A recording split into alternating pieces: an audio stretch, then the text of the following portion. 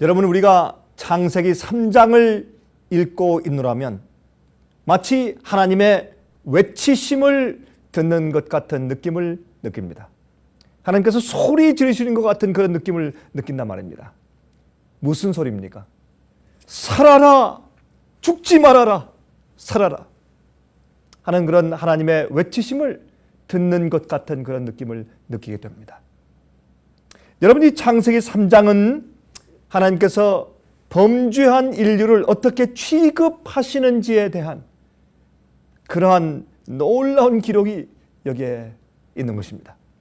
여러분, 또 요한계시록 14장은 여러분 14만 4천에 대해서 기록되어 있죠.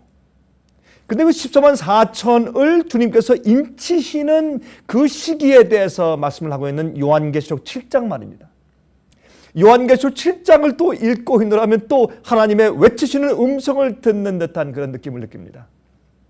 어떤 음성입니까? 요한계시록 7장에서 듣는 음성은 바람을 붙잡으라, 붙잡으라, 불게 하지 말아라. 사방바람을 붙잡으라. 내가 나의 종들의 이마에 아직 인치는 일을 끝마치지 못했다. 조금 더 붙잡아라. 하는 주님의 간절한 음성을 우리가 듣는 듯 하는 것입니다.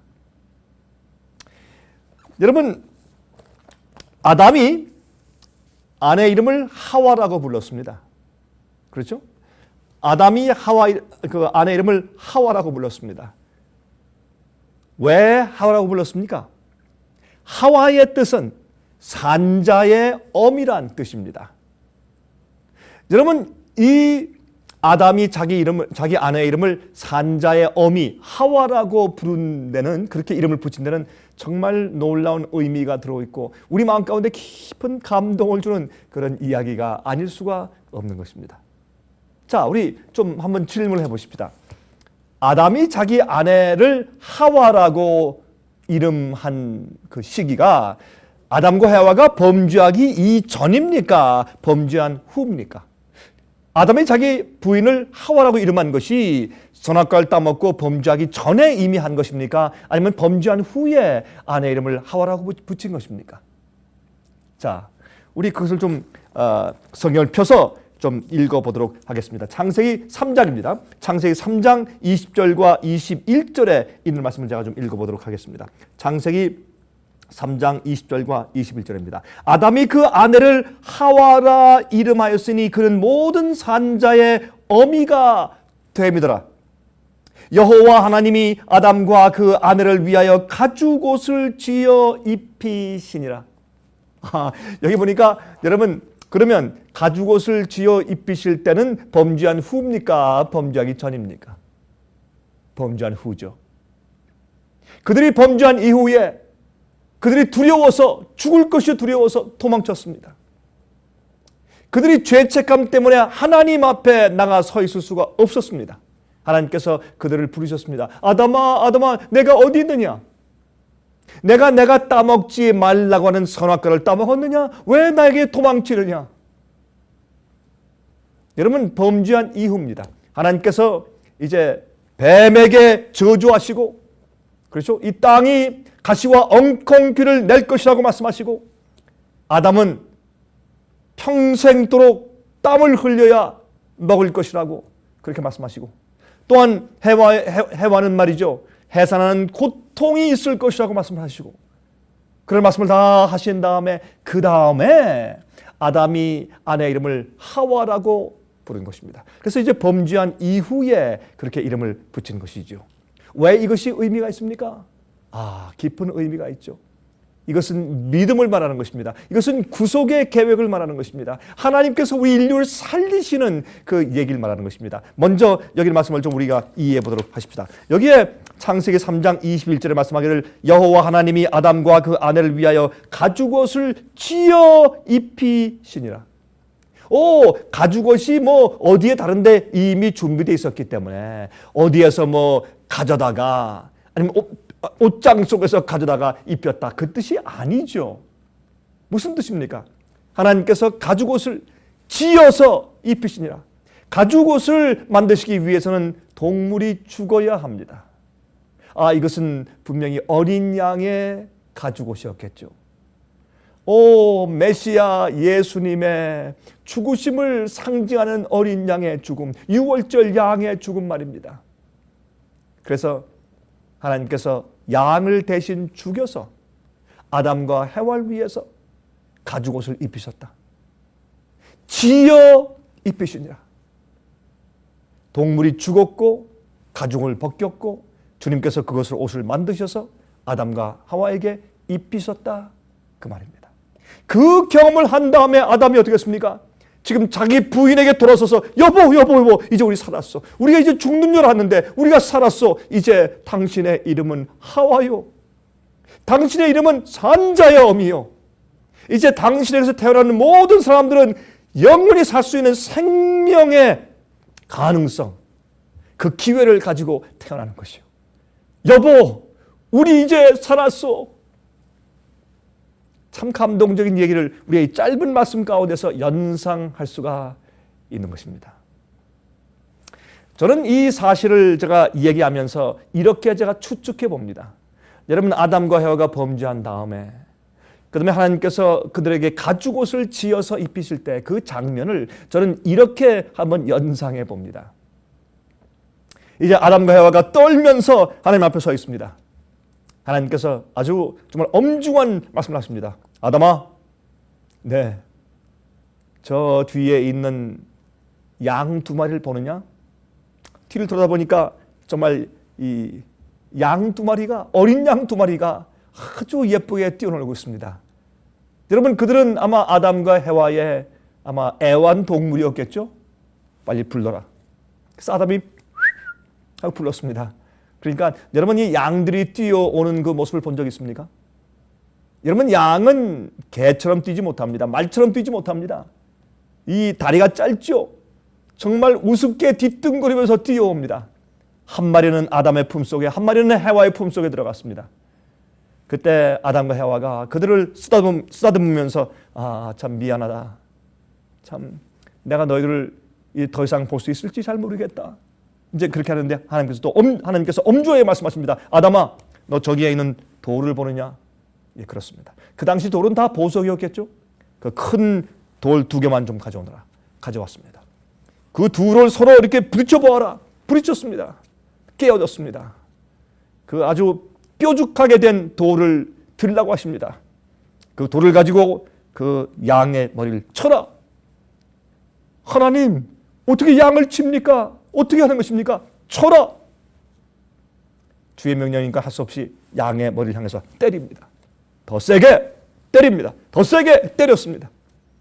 그때 이 양이 떨면서 말이죠. 피를 흘리면서 내가 무슨 짓을 했길래 날 때려서 죽이십니까? 라고 하는 그런 그 눈초리로 그 눈을 동그랗게 뜨고 팔을 떨면서 죽어가는 어린 양을 이 아담이 보는 것입니다. 처음으로 그가 죽음을 보는 것입니다. 아담이. 그때 그가 놀라서 품에 있던 그 양을 땅에 내 동댕이 치면서 묻습니다. 하나님이시여, 내와 내 아내가 범죄했기 때문에, 주님의 계명을 범했기 때문에 우리가 이렇게 처참히 죽어야 합니까? 그때 하나님께서 말씀하십니다. 아담아, 아니라 너희가 범죄했기 때문에 내가 너희의 후손 가운데 태어나 내가 그렇게 죽을 것이다. 내가 너희들의 죄의 짐을 질 것이고 너희 형벌을 대신하여서 누구든지 나를 믿는 자들은, 그리고 마음을 바치고 회개하고 내 앞에 나오는 자들은 다시 영생을 얻어 바로 이 에덴 동산에 다시 돌아와 살 수 있는 기회를 내가 줄 것이다. 구속의 계획을 주님께서 거기서 설명해 주신 것입니다. 그때 아마 아담과 해와는 어떻게 했겠습니까? 전 이렇게 생각합니다. 그때 하나님의 그 발 앞에 무릎 꿇고 엎드려서, 하나님, 그렇게 하지 마십시오. 우린 가치가 없는 인생들입니다. 그렇게 하지 마십시오. 하나님, 차라리 우리를 없애버리십시오. 우리처럼 가치 없는 피조물을 위해서 어떻게 하나님께서 그 거룩한 피를 흘리십니까? 이것이 아마 양을 잡아서 그 가죽옷을 입히실 때의 그때 모습이었을 것이라고 저는 생각을 합니다. 자, 그러면 우리가 창세기 3장을 읽을 때 하나님의 음성을 우리가 듣는 것 같습니까? 그렇습니다. 여러분, 그래서 이제 아담은 자기 아내가 산자의 어미가 되었기 때문에 모든 이때부터 태어나는 인류들에게 생명의 소망이 생긴 것을 그는 알게 되었습니다. 아, 여보, 당신의 이름은 이제부터 하와요. 그 다음에 이제 쫓겨난 다음에 이제 임신하고 잉태하여서 어떻게 했습니까? 아들을 낳았는데 그 아들의 이름이 가인이었습니다. 가인의 뜻이 무슨 뜻입니까? 내가 얻었다. 내가 아들을 얻었다. 다시 말해서 메시아를 얻었다. 이 아이가 혹시 하나님께서 인간의 몸으로 오신다는 그 메시아가 아닐까? 내가 아들을 얻었다 그랬습니다. 그러나 그 아들이 동생을 쳐서 죽이는 엄청난 죄를 범합니다. 그때 죄를 지었기 때문에 주님의 명령을 어긴 그 사실에 대해서 아담과 해와가 얼마나 가슴이 아팠을까요? 자기들이 지은 죄, 불순종 하나가 어떤 결과를 계속 낳는지를 보면서 그들의 마음은 정말 아팠을 것입니다. 저는 그렇게 생각합니다. 여러분, 아담과 해와가 범죄한 다음에 그 죄의 결과를 계속 보면서 살았기 때문에 아마 아담과 해와는 다시는 죄를 짓지 않았을 것입니다. 지겨워서 죄가 무엇이며 죄의 결과가 무엇인지 그들은 뼈저리게 느꼈을 것이 아닙니까? 산자의 어미 하와, 그 이름 속에, 우리의 그 시조 할머니의 이름 속에 우리의 구원의 구속의 소망이 들어있는 것입니다. 자, 여러분, 이 예수님의 그 비유 가운데서 99마리 양을 우리에 두고 잃어버린 한 마리 양을 찾아 나선 목자에 대한 비유가 있습니다. 여러분, 그것은 사실은 온 우주에 범죄치 아니한 천사들이 많이 있고 거민들이 있는데도 불구하고 99마리 양은 그 우리에 놓아두시고 잃어버린 바 된 한 마리 양, 잃어버린 이 지구에 이 불쌍한 죄인들을 위해서 예수님께서 이 땅에 오셨습니다. 이 땅에 오셔서 우리를 대신해서 십자가의 팔을 벌리셨습니다. 그러므로 해와가 범죄한 이 어머니가 시조가 말이죠, 자식을 낳을 때마다 그 자식은 다 죽었어야 합니다. 소망 없이 태어났어야 합니다. 그러나 그 아이들은 다 희망을 가지고 생명의 소망을 가지고 그들이 태어나서 사는 그 동안에 말이죠, 그들이 더듬어서 하나님 발견하고 진리를 발견하기 위해서 그들의 마음을 주 앞에 바치고 감사하고 정말 기쁨으로 주의 사랑을 이해하고 감격해서 기도하기만 하면 그들은 영원히 살 수 있는 소망을 가지고 태어납니다. 생명을 가지고 태어납니다. 죽을 수밖에 없는 생명이 아니라 영원히 살 가능성이 있는 생명을 가지고 태어나는 것입니다. 그래서 하와의 이름이 산자의 어미였습니다. 특별히 정말 산자 누구? 메시아가 태어날 것이었습니다. 그 메시아 산자의 어미였습니다. 산자의 어미고 또 산자들의 어미가 된 것입니다. 제가 예수님의 그 비유를 잘 설명한 책이 있습니다. 이 책은 원래 그 영어로 Christ Object Lessons, 실물 교훈이라고 한 그 책인데, 이 책은 1800년도 말기에 기록된 책입니다. 지금부터 약 100 몇십 년 전에 기록된 책이죠. 그러나 정말 주옥 같은 책이고 감동적인 책입니다. 자, 이 책에서 바로 한 마리의 잃은 양에 대한 그 비유를 어떻게 설명했는지 좀 읽어드리겠습니다. 어떤 때 말이죠, 정말 이렇게 옛날에 아주 이렇게 영감적으로 감동적으로 그 성경의 말씀을 해석하고 또한 그렇게 표현하여 놓은 책들을 읽으면 사실 인간의 말 자체보다 훨씬 더 감동이 있는 것을 우리가 느끼게 됩니다. 자, 우리 한번 좀 같이 좀 읽어보십시다. 여러분, 이 책을 우리가 예수님의 비유라고 해서 우리가 이 책을 발견해 놓았습니다. 이 책 187페이지를 보면 다음과 같이 이제 기록되어 있습니다. 이 99마리 양을 우리에 놓아두고 한 마리 잃어버린 양을 찾으러 오신 그 목자에 대한 그 모습을 이렇게 여기에서 표현하고 그렸습니다. 멀리서 들려오는 희미한 양의 울음소리를 처음으로 들었을 때 그는, 목자는 얼마나 안심이 되었는지, 그 잃어버린 양을 찾기 위해서 애를 쓰다가 저기서 희미한 매 하는 양의 음성이 들리자 이 목자의 마음 가운데 소망이 생겼습니다. 아, 얼마나 안심이 되었는지, 아, 어딘가 지금 살아있구나. 여러분이시여, 우리는 하나님께 음성을 발해야 합니다. 우리가 어려울 때, 낙심될 때, 낭망되었을 때, 마치 우리가 구원을 잃어버린 것처럼 느껴질 때, 그때 우리가 소리를 내어야 합니다. 우리를 찾아서 나선 목자에게 우리가 알려야 합니다. 내가 여기 있습니다. 알려야 합니다. 내가 온전하기 때문에 아닙니다. 내가 의인 되었기 때문에 아닙니다. 내가 잃어버린 바 되었기 때문에 내 음성을 다해서 알려드려야 합니다. 얼마나 감동적인 장면입니까? 그는 자기의 생명을 걸고 가파로운 고개를 기어오르기도 하고 아슬아슬한 낭떠러지의 가장자리를 지나기도 하면서 소리 나는 그곳으로 간다. 여러분들, 우리가 낙심하지 말고 계속적으로 기도해야 될까요? 주 앞에 계속 하소연하고 우리가 눈물로 간구해야 할까요? 그렇습니다. 예수님도 이 땅에 계실 때 통곡과 눈물로 하나님 아버지께 간구하여 소원을 올렸다 그랬습니다. 그 말씀이 히브리 5장에 기록되어 있는 것이 아닙니까? 아, 계속적으로 주 앞에 소리를 지르십시오. 계속 기도하십시오. 하나님, 내가 여기 있습니다. 그렇게 말을 하십시오. 이것은 사실입니다. 이 비유는 잃어버린 바 된 우리를 위해서 예수께서 말씀하시고 기록해 두신 것입니다. 계속 읽을까요? 그가 그렇게 양을 찾아가는 동안 양의 울음소리가 점점 희미해 가는 것을 듣고 그 양이 거의 죽어가고 있다는 것을 알게 된다. 우리가 낙심할 때 어떤 때는 우리가 기도할 줄도 모르고 어떻게 기도해야 될지도 모르고 어떤 때는 체면이 없어서 내가 어떻게 또 기도하나 그런 마음이 들어가서 우리의 소리가 희미해질 때라도 주님께서 귀를 기울이시고 우리가 있는 쪽으로 가까이 오시는 것을 우리가 이해하죠. 대신 성령을 계속 보내시는 것을 우리가 이해하지 않습니까? 그렇죠? 마침내 그렇게 노력한 보람이 있어 잃었던 양을 찾게 된다. 그때 목자는 그 양이 자기에게 그처럼 많은 괴로움을 끼쳤다고 해서 그 양을 꾸짖지 않는다. 그는 양을 채찍으로 몰지도 아니하고 그는 양을 걷게 해서 집으로 끌고 오지도 아니한다. 그는 크게 기뻐하며 떨고 있는 양을 어깨에 맨다. 만일 그 양의 살이 찢어지거나 상처를 입었으면 그 양을 품에 꼭 안아 그의 품에 온기로 양에게 생명을 줄 것이다.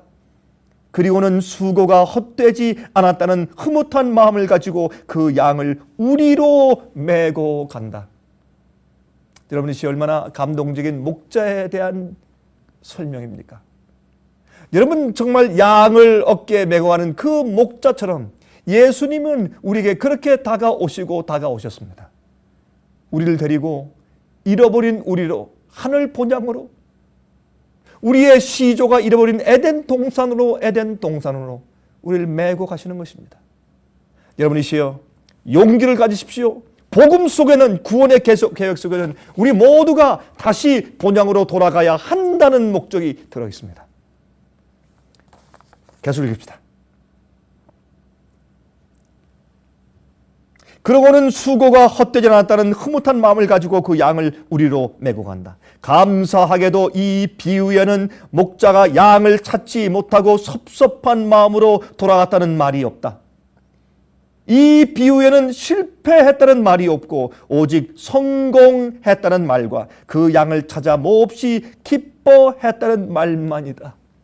아, 주인이 양을 찾아서 돌아가서 동네 사람들 불러서 오히려 잔치하는 것입니다. 그 적은 어린 양, 잃어버린 양, 그 못된 양, 말 안 듣는 양, 그 한 마리 찾아왔다고 잔치를 베푸는 것입니다. 여러분이시여, 그래서 우리가 한 가지 이해하는 것은 한 죄인이 회개하여 돌아올 때 하늘에 있는 우주의 많은 천사들이 기뻐 찬송을 하는 것이죠. 하나님과 잔치하는 것이죠. 내가 잃어버린 자를 찾았다.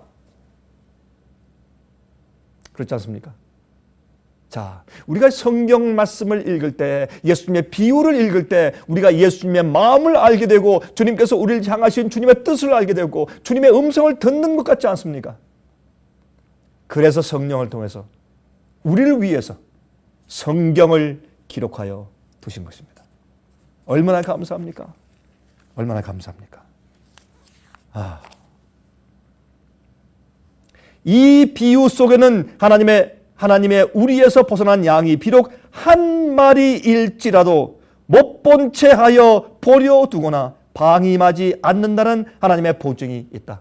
만약에 이 지구에서 말이죠, 구원받을 자가 여러분이나 저나 한 사람밖에 없을지라도 예수님께서 이 세상에 오셨을 것입니다. 전 그렇게 믿습니다. 그것이 하나님의 사랑입니다. 우린 이해할 수가 없습니다. 그 크신 분이, 그 거룩하신 분이, 그렇게 의로우신 하나님이 한 마리의 잃은 양을 위하여서 그 작은 물통에 물 한 방울보다 못한, 먼지보다 못한 이 우주의 크기에 비해서 아무것도 아닌, 그저 잃어버리고 잊어버리고 살면 될 이 지구를 위해서 예수님께서 오시었습니다. 제가 오늘 너무 간단한 이야기를 하죠. 정말 너무나 다 알고 있는 그런 쉬운 얘기를 하죠. 그러나 아십니까? 복음은, 진리는 아주 쉽고 간단한 주의 말씀 속에 있는 것입니다. 오늘 이 말씀을 듣는 분들 가운데서 혹시 정말 주님의 잃은 양을 찾아오신 목자 같은 주님의 심정을 혹시 오해하거나 잘 이해하지 못하는 분들이 계십니까? 마음 가운데 절망 가운데 계신 분들이 계십니까? 여러분이시여, 성령께서 여러분 마음 가운데 오늘 이 시간 말씀하십니다. 십자가 앞으로 나오십시오. 그리고 목자 앞으로 나오십시오. 그리고 있는 힘을 다해서 매 하고 부르짖으십시오. 주님께서 들으십니다. 주님께서 들으십니다. 여러분, 이렇게 또 이제 표현해 주었습니다. 한 마리일지라도 못 본 채 하여 버려두거나 방임하지 않는다는 하나님의 보증이 있다. 누구든지 구속함을 받기 위하여 주께 마음을 바치는 자를 그리스도께서는 타락의 구렁텅이와 죄의 가시밭 속에서 건져내실 것이다. 여러분, 죄 가운데 있습니까? 혹시 이 말씀을 듣는 분들 가운데 죄 가운데 있는 분들이 계십니까? 아직 회개하지 않고 아직 버리지 않은 그 죄의 습관 가운데 아직도 여전히 있는 분들이 있습니까? 여러분, 그것을 이기고 버리려고 아무리 애를 써도 안 되십니까? 죄에서 벗어나길 원하는데 힘이 없습니까? 능력을 모르십니까? 소리를 치십시오. 주님, 나 여기 있습니다. 나 여기 있습니다. 주님, 소리를 지르십시오. 예수님께서 여러분 가까이 오셔서 여러분을 들고 가슴에 안고 아버지 집으로 돌아가시게, 아버지 집으로 돌아가도록 그렇게 하십시오. 기도하십시오. 여러분, 어떤 어려움이 있습니까? 여러분 인생길에 어떤 어려움과 문제가 있습니까? 목자를 향해서 소리를 치십시오. 소리를 지르십시오. 여러분, 유대인들은 말이죠, 하나님의 사랑이 죄인에게 베풀어지기 전에, 하나님의 사랑이 죄인들에게 나타나기 전에 죄인이 먼저 회개해야 한다고 가르쳤습니다. 회개를 마치 공로처럼 가르쳤어요. 우리가 회개해야 주님께서 우리를 귀히 볼 수 있고 우리를 사랑할 수 있다. 그렇게 가르쳤습니다. 여러분, 예수님의 이 비유는 전혀 정반대로 말씀하고 있습니다. 아닙니다. 우리가 죄인 되었을 때, 모를 때 주님께서 우리를 찾아서 나섰다고 성경은 말씀하고 있습니다. 그렇지 않습니까? 여러분, 이 유대인들의 관점에서 볼 때 회개는 사람들이 하늘의 은총을 받는 하나의 행위였습니다. 아닙니다. 정반대입니다. 회개는 하나님께서 우리가 전혀 구원받을 가능성도 없고 전혀 하나님의 귀여움과 사랑을 받을 자격이 없을 때 주님께서 우리가 잃어버린 바 된 것 그 하나 때문에 주님께서 이 땅에 오셔서 우리를 찾아 나서신 것입니다. 우리를 데리러 오신 것입니다. 그것을 깨닫고 나서 감사하고 그 사랑의 은혜에 감사해서 우리 속에서 눈물과 함께 울먹거리며 올라오는 것을 우리가 회개라고 부르는 것입니다. 우리가 회개는 우리 스스로 우리가 만들어낼 수 있는 것이 아닙니다.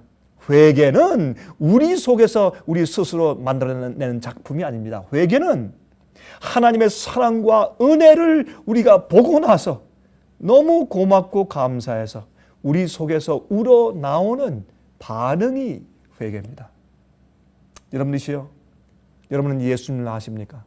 예수님을 아십시오. 하나님을 아십니까? 하나님을 아십시오.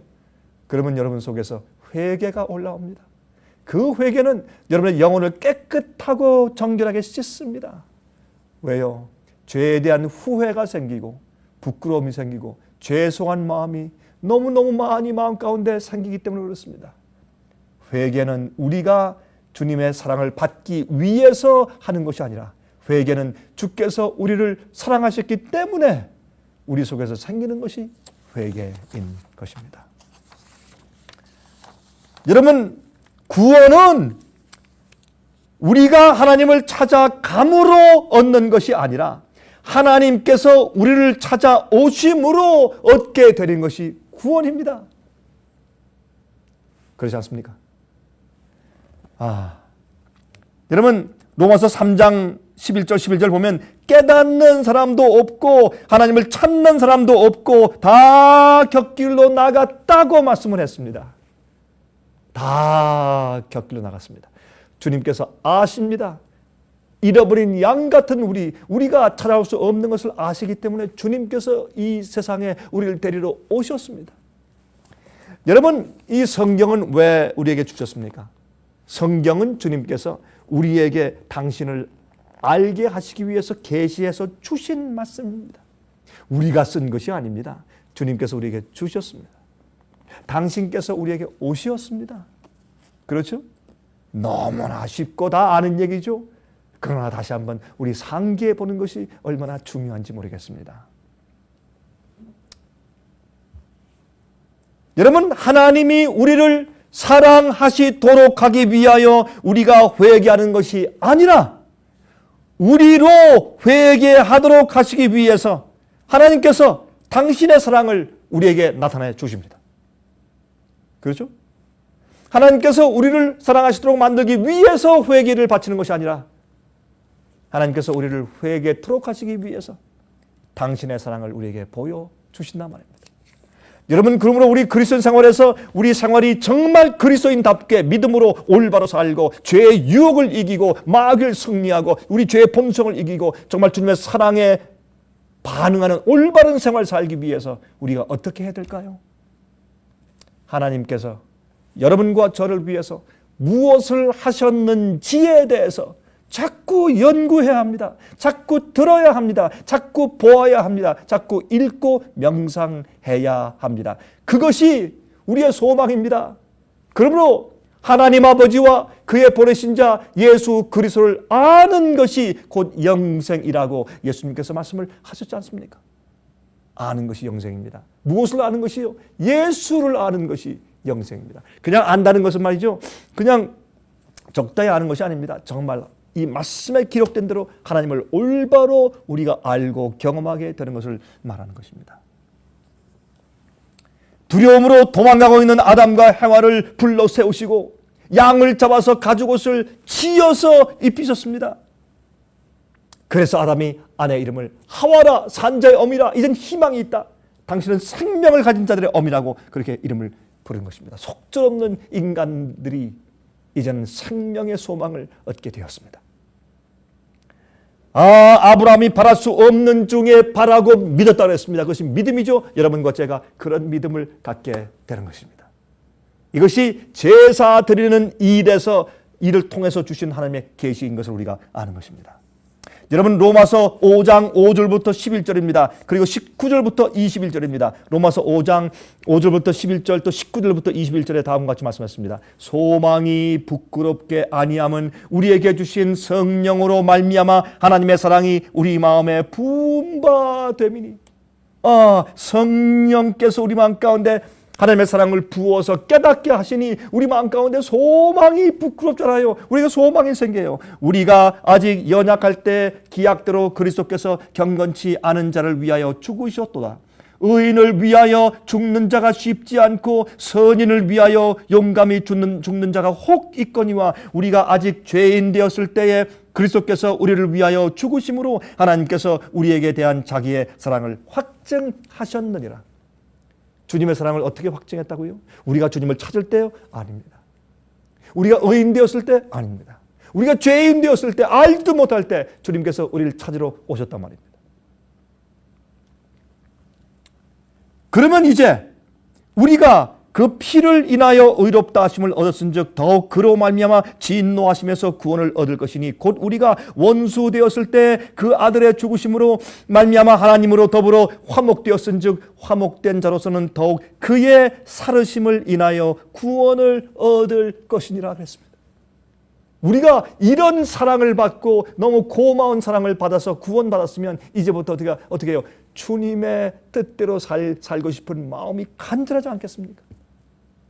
주님의 부활하심을 따라 나도 주님처럼 살겠다, 주님을 따라가겠다, 그런 생각이 들어가지 않겠습니까? 이것이 신앙생활입니다. 이 원동력, 세상을 이기고 마귀를 이기고 내 속의 죄의 본성의 충동을 이기고 모든 유혹을 다 이기고 사는 것은 굉장한 원동력이 필요합니다. 굉장한 우리 마음 가운데 있는 동기 유발이 필요합니다. 그 동기 유발은 바로 이 잃어버린 양을 위해서 찾아오신 선한 목자입니다. 그분을 우리가 알면 우리 마음속에 회개가 생기고 주님을 따라서 부활의 능력을 이해하고 주님 따라서 살고 싶은 그런 욕망이 매일매일 들어오게 되어 있는 것입니다. 여러분들이 매일 사는 구원과 영생의 그 기본적인 능력은 어디서 옵니까? 하나님과 그의 보내신 자 아들 예수 그리스도를 아는 데서 오는 것입니다.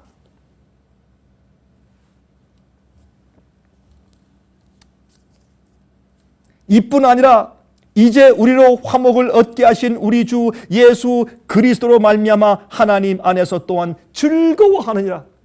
여러분 사실 말이죠, 우리가 구원을 얻기 위해서 막 애를 쓰고 말이죠, 공로를 얻기 위해서 애를 쓰고, 그래서 우리의 행위를 하고 회개도 말이죠, 하나님의 사랑을 받기 위해서 주님의 이해하심을 얻어내기 위해서 그렇게 회개하고, 그게 아니라 주님께서 우리가 죄인 되었을 때 오신 그 기가 막힌 이해할 수 없는 놀라운 사랑을 우리가 깨닫고, 처음엔요 잘 이해가 안 돼요. 처음엔 믿을 수가 없어요.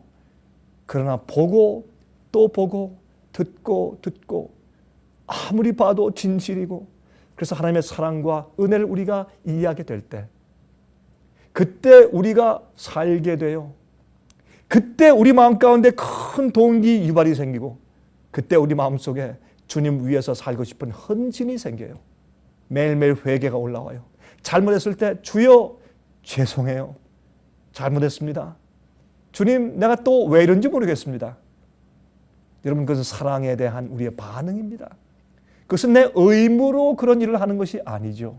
그러므로 우리가 이 세상을 이김은 곧 우리의 믿음이라고 했습니다. 무슨 믿음이에요? 예수님의 십자가에 대한 믿음입니다. 그 십자가를 아는 믿음, 이런 양을 위해서 찾아와서, 그렇죠? 그 희미한 죽어가는 음성을 듣고 오히려 안도의 숨을 쉬면서 찾아와서 그 가파른 길을 지나서 절벽을 기어 올라서 그 양을 건져서 기뻐서 품에 안고, 아니면 어깨에 메고서 우리로 돌아가는 그 참 목자의 그 사랑을 이해한 다음에 그 양은 어떻게 합니까? 시편 23장에 있는 말씀처럼 그러므로 내가 이 여호와의 집에 영원토록 거하리로다. 하나님을 알기 때문에 주님을 따르는 것, 주의 사랑을 이해하기 때문에 내가 주께서 원하시는 모든 것을 다 해드리고 싶은 원동력이 생기는 것입니다. 이것이 세상을 이기는 믿음이요, 그러므로 우리가 세상을 이기고 나를 이기고 죄를 이기고 마귀를 이길 수가 있는 것입니다. 바로 이것이 우리의 신앙의 매일매일 승리의 원동력이 되는 것입니다. 그래서 우리는 산자의 엄입니다. 그래서 아담과 해와에게 가죽옷을 지어서 입히셨습니다. 이 구속의 계획을 그들에게 말씀하시고 알게 하셨습니다. 그것을 자손 대대손손에 알려주도록 하기 위해서 주님께서 가죽옷을 해서 입히셨습니다. 그때에 아담이 그 사실을 깨닫고 이해한 다음에 돌아서서 부인에게, 여보 우리가 죽은 줄 알았는데 우리가 살았어, 이제 당신 이름은 하와요, 산자의 어미요 라고 이름을 붙인 것입니다. 여러분 그런데 말이죠, 이 사랑받지 못하고 큰 아이들, 여러분 보셨습니까? 사랑받지 못하고 큰 아이들, 이 아이들이 말이죠, 만약에 이제 자다가 깨었는데 방이 깜깜해요. 또 옆에 엄마도 없어요. 아빠도 없어요. 그때 이 아이가 응애하고 막 크게 막 웁니다. 아무리 울어도 아무도 와서 안아주는 사람이 없어요. 그때 그 아기 마음 가운데 얼마나 외롭고 무섭고 떨리겠습니까? 그렇게 돌봐주는 사람이 없이 사랑받지 못하고 큰 아기들이 나중에 커서 어떻게 될까요? 사랑할 줄 모르죠. 그렇죠? 사랑을 받기가 어렵죠. 또 마음이 완악해지고 성격이 좀 거칠어지겠죠. 그것이 우리 인생들이에요. 하나님의 사랑을 이해하지 못하고 살았습니다. 정말 희생적이고 놀라운 사랑을 보지도 못하고 알지도 못한 채 산 사람들이 얼마나 많이 있습니까? 그래서 하나님께서 성령을 통해서 인간들을 구원하고 부드럽게 만들어서 예수님의 십자가를 이해하고 나오게 하는데 그렇게 힘이 드신 것입니다. 사랑받은 경험이 좋기 때문에 제가 한번은 이 아기들을 키우는 집에 한번 제가 방문한 적이 있습니다. 국가에서 이제 돈을 대줘서 아기들 여러 명을 갖다가 이렇게 아기 침대에 한 방에 누워놓고 이제 아기들을 돌봐주면서 키웁니다. 그런데 그 방에 들어가면 말이죠. 거기 있던 아기들이 다 일어나서 그냥 손을 버리면서 알아달라고 막 웁니다. 막 울면서 서로 좀 알아달라고 합니다. 그때 그 콧물, 눈물 다 흘리는 어린 아기들 제가 보면서 제가 그때 참 마음 가운데 정말 마음이 안타깝고 참 불쌍하면서 이런 생각이 들어갔습니다. 저렇게 정말 개인적인 사랑을 받아보지 못하고 크면 저 아이가 어떻게 될까? 과연 마음이 부드럽게 되어서 마음문 열고 하나님의 사랑을 받아들이고 쉽게 신앙을 이해할 수 있게 될까? 이것이 마음과 목이 완악해지고 곧게 된 바로 인간들, 회개할 수 없는 그런 인간들이 된 모습이에요. 그래서 예수님께서 이 땅에 오셔서 십자가에 팔을 벌리셨습니다. 우리의 마음을 얻으시기 위해서 우리 마음을 열 때 우리 마음속에 성령으로 들어오셔서 우리에게 하나님의 사랑을 이해하게 해주시고 우리 속에서 회개의 눈물을 흘려서 구원에 이르도록 하기 위해서 주님께서 사랑을 베풀어 주시기 위해서 예수께서 이 땅에 오신 것입니다. 잃어버린 양을 위해서. 여러분 예수님의 비유 가운데서 여러분 세 가지의 비유가 나오죠. 잃어버린 양을 얘기하실 때 먼저 어떻게 해요? 잃어버린 드라크마, 잃어버린 은전 얘기가 나오죠. 그 동전은 시집 갈 때 가지고 가는 신부의 지참금입니다. 그것을 잃어버렸습니다. 그것을 어떻게 촛불을 켜고서 그 빗자루를 가지고 이 방을 샅샅이 쓸면서 찾았다 그랬습니다. 여러분 그런 잃어버린 바 된 동전은 무엇을 상징합니까? 그것은 자기가 잃어버린 바 되었다는 것조차도 깨닫지 못하는 인간을 상징하죠. 여러분 잃어버린 양은요, 자기가 잃어버린 바 된 것을 알지만은 어떻게 자기 스스로 집으로 돌아갈 줄 몰라서 매하고 울고 있는 어린 양, 그런 사람들을 대표합니다. 방자는요, 자기 고집대로 집을 나갔습니다. 그렇죠? 그리고 자기가 집으로 돌아올 줄도 압니다. 그러나 반역해서 돌아오지 않습니다. 세상 재미가 있는 한, 자기의 건강이 있는 한, 재물이 있는 한, 그러나 위기가 오고 고통이 오고 어려움이 왔을 때, 버림받았을 때 그는 아버지 집에 돌아오고 싶어졌습니다. 이렇게 해서 이 세상에 있는 여러 가지 종류의 사람들의 심정과 마음을 대표해서 주님께서 이런 비유를 말씀하신 것이 아닙니까? 어떤 사람들은 말이죠, 잃어버린 동전 같은 마음을 가지고 있다가 잃어버린 양이 되고 그랬다가 나중에 탕자가 되는 그런 경험들을 하는 것입니다. 여러분이시여, 하나님을 이해해야 합니다. 오늘 이 시간도 예수님께서 여러분과 저를 위해서 어떤 심정을 가지고 계시고 우리를 어떻게 취급하시며 어떻게 우리를 찾으러 오시는지에 대해서 우리가 알고 이해해야 합니다. 여러분, 아담이 아내를 하와라고 이름 붙인 그 이유를 우리가 이해해야 합니다. 하나님께서 말이죠, 성소에서 이 제물들을, 동물들을 죽여서 제사하라고 말씀하시고 성소 제도를 주셨습니다. 성막 제도를 주셨습니다. 하나님께서 양들과 염소와 그다음에 소들이 죽는 것을 보면서 기쁘고 즐거워서 했습니까? 아닙니다. 그들이 피 흘리는 것을 주님께서 절대로 기뻐하지 않으시죠. 왜 그렇겠습니까? 이 완악한 인간들 마음속에 깨닫게 하시고 감동을 주시기 위해서 양과 염소와 소를 죽이도록 했습니다. 나중에 예수님 하나님의 아들이 오셔서 십자가에 팔을 벌리시고 피를 흘리셨습니다. 그것은 여러분과 저의 마음을 얻으시기 위해서 그렇게 하셨습니다. 우리의 죄를 실제적으로 대신 지시고 형벌을 실제적으로 대신 경험하시고 체험하시고 지셨습니다. 하나님의 자비 없이 죽어가는 죄인의 그 형벌의 처참한 경험을 예수께서 대신 지셨습니다. 우리가 죄 진 것들을 예수님 당신 자신이 직접 죄를 지은 것처럼 우리 죄를 대신 지셨습니다. 그것이 십자가 아닙니까? 그것을 바라볼 때 우리가 예수님을 알게 됩니다. 여러분 소리를 지르십시오. 아십니까? 목자가 가까이 오는 것을 느끼십니까? 매 하세요. 소리를 지르세요. 주님을 찾으세요. 여러분 창세기 3장 22절과 24절입니다. 이제 이 가죽옷을 입히신 다음에 그들을 이 에덴 동산에서 내어 쫓으셨습니다. 왜? 그런 입장에서 그들이 타락한 입장에서 그런 마음을 가진 입장에서 말이죠. 그들이 생명 과실을 먹고 영원히 산다면 그것은 일단은 이 우주 앞에서 불공평한 일이고 잘못된 일이고 공의로운 일이 아니고 또 그들이 죄를 지은 자들이 생명 과일을 먹고 영원히 살면 안 되는 것입니다. 주님께서 그들이 죽게 할 수밖에 없습니다. 죄의 삭은 사망입니다. 그들은 이제 죽게 되었습니다. 그러나 그들이 사는 동안에 하나님 발견하고 진리 발견하고 복음 발견해서 주 앞에 나와서 회개하고 무릎 꿇으면 되는 것입니다. 다시 에덴으로 돌아갈 수 있는 두 번째 기회를 그들에게 주신 것입니다. 사는 기회를 주신 것입니다. 그래서 하와의 이름이 산자의 업입니다. 우리는 생명을 가지고 태어났습니다. 주님의 생명이 귀한 기회를 가지고 태어났습니다. 창세기 3장 22절 24절에 보세요.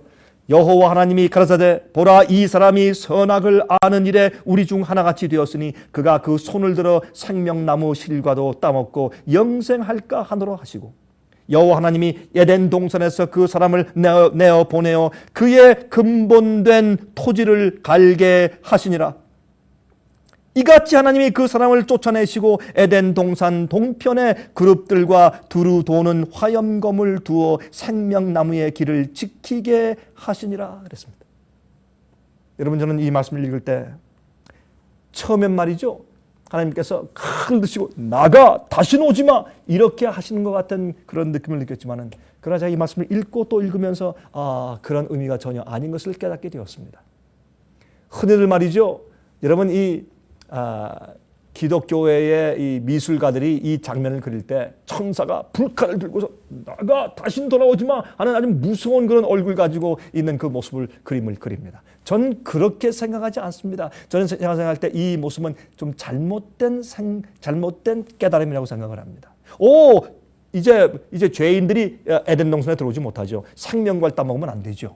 그렇죠? 구원 얻고 완전히 변화된 의인들이 그렇게 하는 것이죠. 그러나 여기 있는 말씀 무슨 뜻입니까? 여기에 에덴 동산 동편에 그룹들과 그룹 천사들과 또 그 가운데 두루 도는 화염검을 두셨다. 여러분 시편 99장 1절 보시면 이런 말씀이 있어요. 시편 99장 1절 보시면 여호와께서 통치하시니 만민이 떨 것이요 여호와께서 그룹 사이에 좌정하시니 그룹 천사들 사이에 좌정하시니 땅이 요동할 것이로다. 여기 성경은 하나님께서 어디 사이에 계신다고요? 그룹 천사들 가운데 계신다고요. 그룹 천사들이 보이면 그 가운데 분명히 하나님께서 계시고 하나님께서 계시면 그 주위에 그룹 천사가 있어야 합니다. 에덴 동산 그 동편문에 여러분 그룹 천사들이 있고 그 가운데 화염검 불이 타는 검 같은 모양이 왔다 갔다 하고 있었어요. 예? 여기에 두루 도는 화염검이에요. 왔다 갔다 하는 화염검이에요. 이분은 모세가 계시 가운데 보았을 때 하나님을 보았습니다. 아담과 헤와를 내어 보내는 하나님을 보았습니다. 하나님께서 쉐키나 영광의 그 불꽃 같은 그 영광의 모습을 가지고 정말 집 떠나가는 그 자식을 보는 것처럼 왔다 갔다 하시는 그룹 천사 사이에 왔다 갔다 하시는 하나님을 보았기 때문에 그는 화염검을 두루다니는 화염검이 있었다고 그는 표현했습니다. 여러분 한국에서 옛날에 말이죠. 기차 정거장에 아니면 버스 정거장에 서울로 유학 보내는 그 당시 시골에서 서울로 보내면 유학 보내는 것이었죠. 서울로 공부하러 떠나보내는 그 자식들을 배웅하기 위해서 엄마 아빠가 나와서 그들이 이제 그 기차가 멀리 갈 때까지 버스가 멀리 갈 때까지 손을 흔듭니다. 한 손엔 수건을 가지고 눈물을 훔치면서 엄마는 손을 흔듭니다. 그리고 말합니다. 얘들아 편지해라. 편지해라. 얘야, 딸아, 아들아, 편지해라. 엄마는 항상 전화 한 통만 들면 돼. 편지 한 통 쓰면 돼. 엄마는 항상 가까이 있다. 전화해. 응? 자주 와라. 안타까워서 집 떠나가는 자식 때문에 마음이 아파서 눈물 흘리는 그런 모습 우리가 가끔 보았지 않습니까? 특별히 공항에서 미국으로 이민 가는 자식을 볼 때 하염없이 눈물을 흘리면서 얘들아, I'm just phone call away. 나는 전화 한 통이면 된다. 가끔 와라. 눈물 흘리는 엄마와 아빠의 모습을 우리가 공항에서 가끔 볼 수 있지 않습니까?